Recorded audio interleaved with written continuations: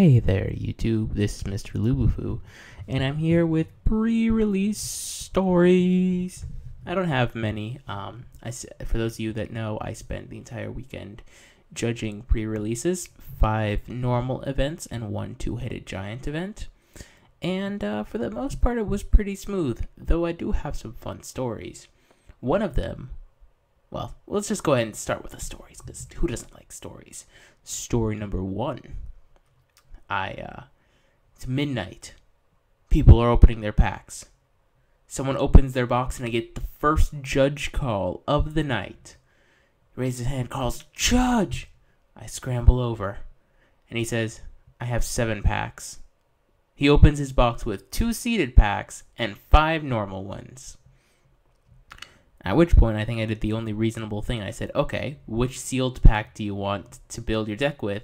I'm going to take away this other one. You'll get it back at the end of the event." They were both white. He chose the one that had Spectra Ward. He gave me the one that had Avacyn, Angel of Hope. It didn't matter because he won the entire event with the Naya Soul of Chandalar, Soul of Zendikar Spectra Ward deck. Drew his mana base perfectly and got to cast all of his ridiculous spells, which is always a good thing to have happen.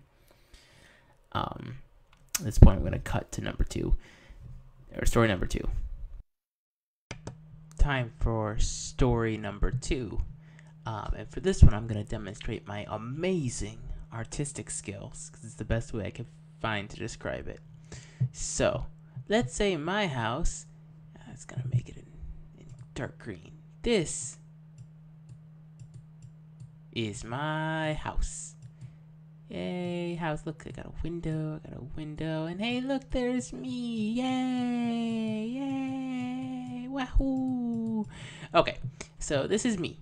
If my house is here, then the game shop is right over here. There's the door, and there's Armored Gopher Games. So, normally, I just get into my car and I go whoop, and it is like 1 mile away. So it's not 1 mile. Yes, it is 1 mile away. So it is not far at all.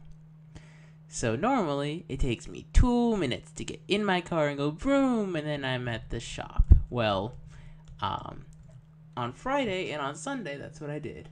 But on Saturday, there was a massive rainstorm. Oh, let's draw it. That cloud is not angry enough, but lots of rain. So much so that in between my house and our gopher, there's this bridge, and you drive under the bridge. There's my bridge. Yay! So I go under the bridge and then go to Armored Gopher. Turns out under that bridge was water. Blub, blub, blub, blub, blub, blub, blub, blub. There was a big river that ran underneath the bridge.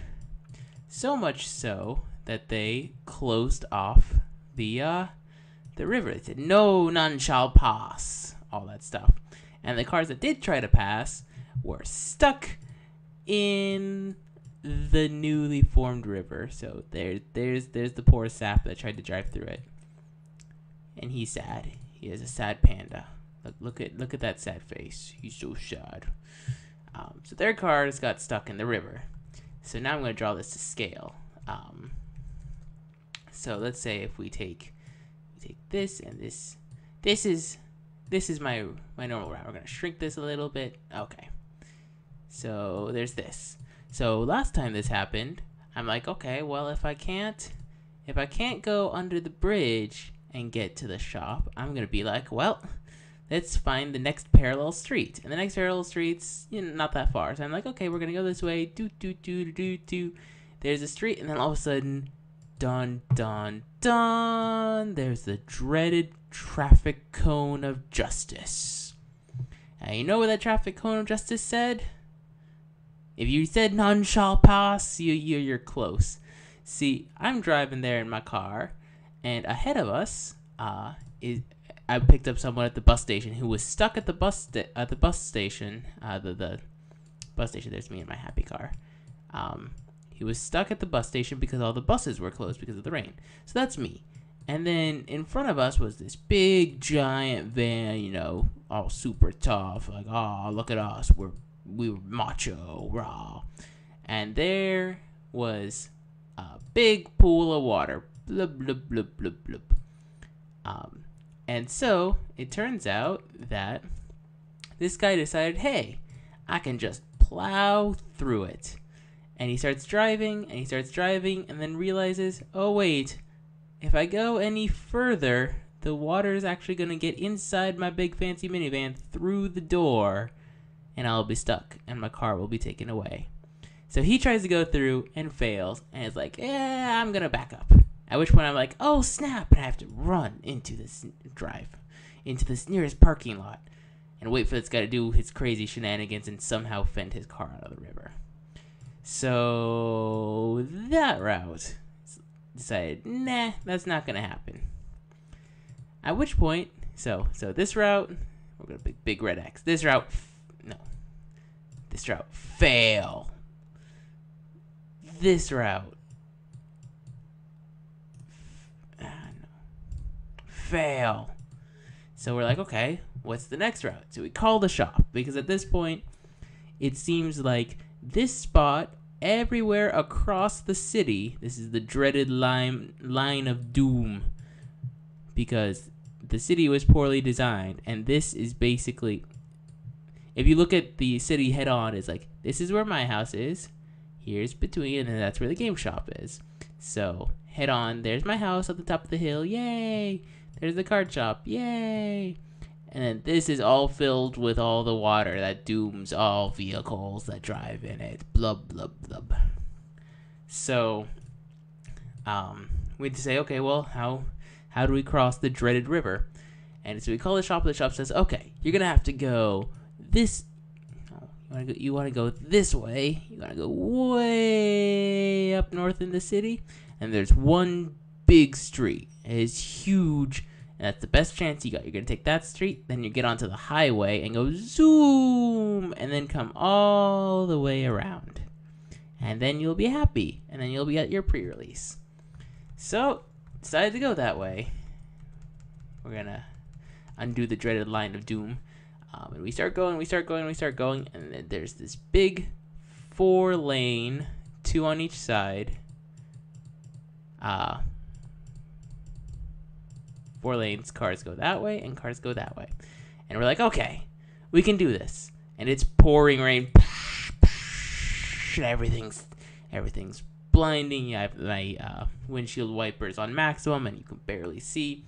And we reach a point in the street where the water flows out like this. And it's not just any amount of water, mind you. It's about 3 inches. So the cars had to start alternating people going this way and people going this way, driving through the exact middle of the street, which had less than 3 inches. It actually only had about 1 inch of water. You need to plow through that, and you need to do that not once, not twice, but 3 times on this one street. And then, after doing all of that long, dangerous trek, we finally get on the highway. Highway set on higher ground. Take the highway all the way to here. Get in the shop 2 minutes before it's about to start. And naturally, the sun comes out. Yay, story. And now story number 3. So, turns out Sunday pre-release, someone calls me over and says, Judge, and I walk over and he says, I think my pool only had 5 packs. He hands me his pool. I count his pool. I look at his rares. I look at his comments. I look at his uncommons. I count his basic lands and his tips and tokens. And yes, his box was missing a normal M15 pack.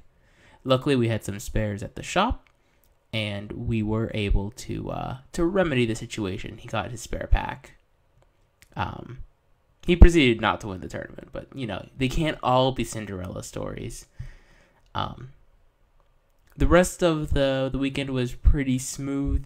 Not much happened. Hardest judge call was, does my white promo angel trigger my Ajani pride mate if I'm less than 20 life? It was probably the hardest one. Probably the second hardest was judge how many tentacles does a squid have. They didn't have a token and they were drawing their own. And they said the opponent's squid token looked too much like a jellyfish. But it was an awesome weekend. I really enjoyed being able to judge again for my local shop. They are genuinely some of the nicest people. Oh, I should probably mention, these guys give away amazing prizes. The way that they do my local shop, or the shop does prizes, I think is a very smart way of doing it. They give out prize packs to anyone who finishes that wins. Prize pack is, or number of prizes. Prize packs are determined by the number of people, naturally. But the winner gets what's called a winner bonus, and he does this for draft as well and constructed events. So at F&M, he does this as well. You get a winner's bonus, and the winner's bonus this weekend was one of 6 cards. Let's see if I can remember them all. Beta Balance, Volcanic Island, Tropical Island, Italian Mana Drain, an Angus Mackenzie, and Show and Tell. So there were 6 winners over the course of the weekend, and each one walked away with one of those 6 cards. So nothing small there. In addition to normal packs giving it out, since there was such a small event on Saturday because of all the rain, he paid it. Well, I mean, he always pays out in all of the new product, so only M15 packs were given out for prizes, except for what's called the Gopher Lottery, which is a fantastic thing that he does. He does it during all events, but also during pre-release. And pre-release, he goes, the owner is legitimately insane when it comes to this. He sets out a multiple prizes. Everybody who enters gets to pull a number. So there's 64 possible entries because there's always going to be 64 people maximum during pre-release. And so he sets out 64 cards with 64 numbers on them. You pull a card, pull a number, and then whatever that number is appropriates itself to a prize. So apart from, like, the worst prize you could get was 2 packs of Journey into Nyx. He pulled aside a box of Modern Masters, which he didn't end up giving away. Over the weekend, he gave away 2 from the Vault 20s. I believe he gave away 2 display decks of all 5 Commander decks, the new ones. He gave away Scrubland, Badlands, Savannah, and I think the Tundra Mist. He gave away an original Ravnica Dark Confidant. There was a packet that had all 3 of the original Eldrazi in it. He gave away lots of fat. I think over the weekend he gave out 18 fat packs. He gave away 5 booster boxes, 1 of Russian Dragon's Maze, Journey into Nyx, Born of the Gods, and then a ton of fat packs, and a ton of just normal packs, and a lot of pre-release packs. So they go crazy. So that's always fun. I don't get to enter them because I'm the judge, but it really makes for a very nice experience for everyone else. And I just had a great time, and I think all the players did too. I saw a lot of laughing, a lot of fun times from everybody, and I was glad to be just part of the experience. And that's it. That's basically it for pre-release stories. Nothing too crazy. Oh, well, there's one other thing. I slept 15 hours straight. That was fun, because there's midnight pre-release that goes till 6 a.m. And the following pre-release is at 11 a.m., so I got 3 hours of sleep or so between those events. And then after the 11 a.m. pre-release starts, it goes till 5-ish. Then I got home at around 6 and slept from 6 p.m. until 9 a.m. the following day. Briefly apparently, so I had to get the Comcast login so I could watch the World Cup while I was judging, which I'm sad Argentina lost, by the way. And apparently, I actually did wake up at some point during that 15-hour stretch, got up, asked my housemate for the login code, got him to write it down on a sticky note, put the sticky note on my tablet, and went back to sleep and had no recollection of it at all. All I knew when I woke up the following morning is, oh, I wonder if my housemate's asleep or not. I shouldn't bother him. Wait, what is that on my tablet? Is this the login information? When did I do that? So that was the thing. Yeah, it was fun. It was a good day. Good weekend. I hope you guys all had fun during your pre-release. Please feel free to share any of your pre-release stories down below in the description. Thank you guys all for watching. Rate, comment, and subscribe. Oh, and if you guys haven't already, there's going to be a little box right there. It's going to have a link to my M15 booster box opening. So if you haven't seen that yet, you should probably check it out. Wink. Thank you guys all for watching.